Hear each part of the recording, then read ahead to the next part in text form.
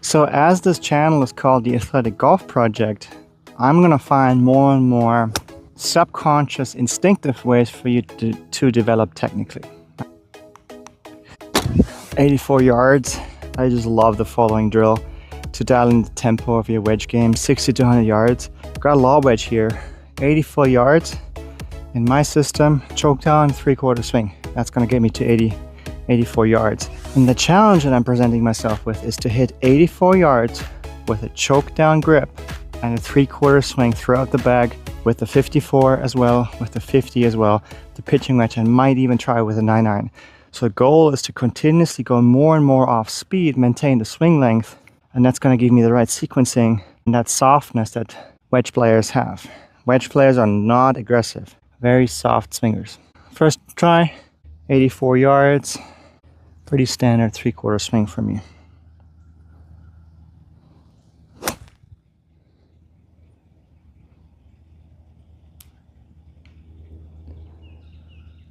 And kicked forward a little bit.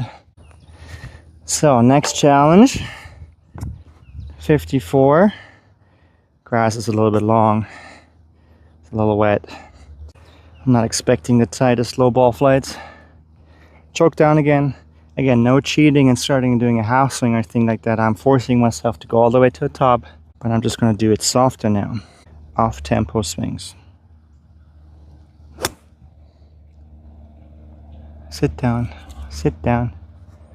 There you go. And off to the pitching wedge. And then we'll explain why this is such a good drill. Clean your face.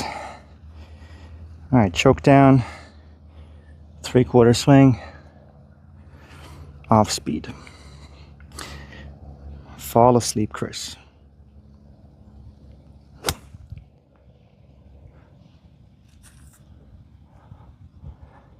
Ooh. Off to the pitching wedge, and we'll explain.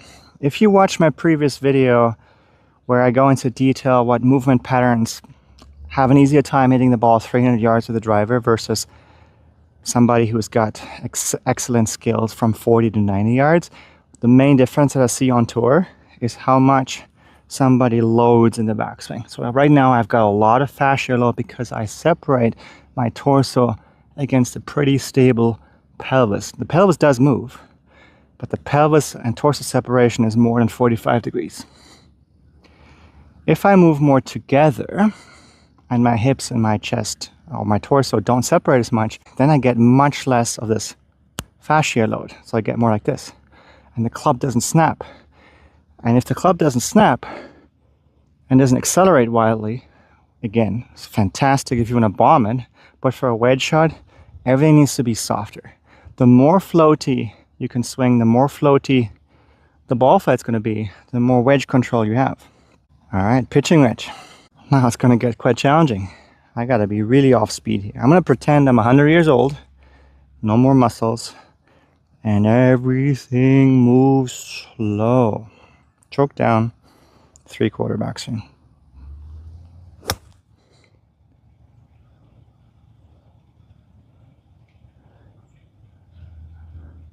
Alright, came out a little hot. The landing angle will be more and more shallow, and I've got pretty long grass this morning, so I can't really put that much friction on the ball. So I expected that to come out a little bit lower into the green and then run out more, but the carry distance was good. I'm quite happy with that one. So the biggest challenge yet here, 9-iron, little choke down, that's allowed, but what's not allowed is a short swing. Just swing, gotta maintain length. Off speed. Right, even the finish, I gotta do off speed stuff, and that is pretty. Back to lob wedge. I'm noticing I'm dialed in, I'm moving soft.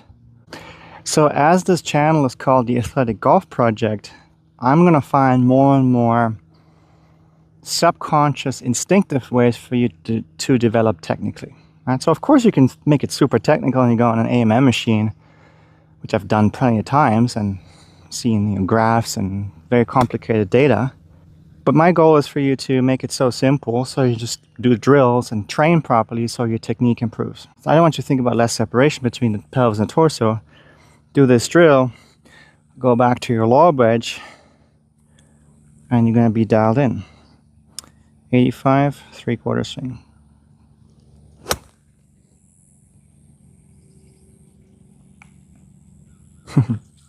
I've trained myself to become so soft. It's coming up short now. And so that's a good thing. I don't mind in wedging for the balls to come out short. That's good. You can, like, in your mind become more aggressive again. But my problem is if you're too aggressive, period, that's not going to free you up. I want the ball to come off floaty and then can always be more positive. The goal is to free up and be more positive, so therefore you have to train your ball to come off soft and slow in short game. That one's nice. There you go. Pretty. Get a distance on the range. May it be 100 yards, may it be 75, depending on your... I would go 10% less than what your full lob wedge does. So my full lob wedge goes 100, 105, sometimes if it's hot. Right around like 90 yards, 85, 90 yards, 3/4 it, and hit your lob wedge there, hit your sand wedge there, hit your 50-degree gap wedge there, and hit your pitching wedge there. And if you're getting really good, I think you can be pretty comfortable hitting 9-irons there too. And just watch your awareness and your skill skyrocket. And don't forget to like and follow, because these drills are pretty cool. And off to the next video.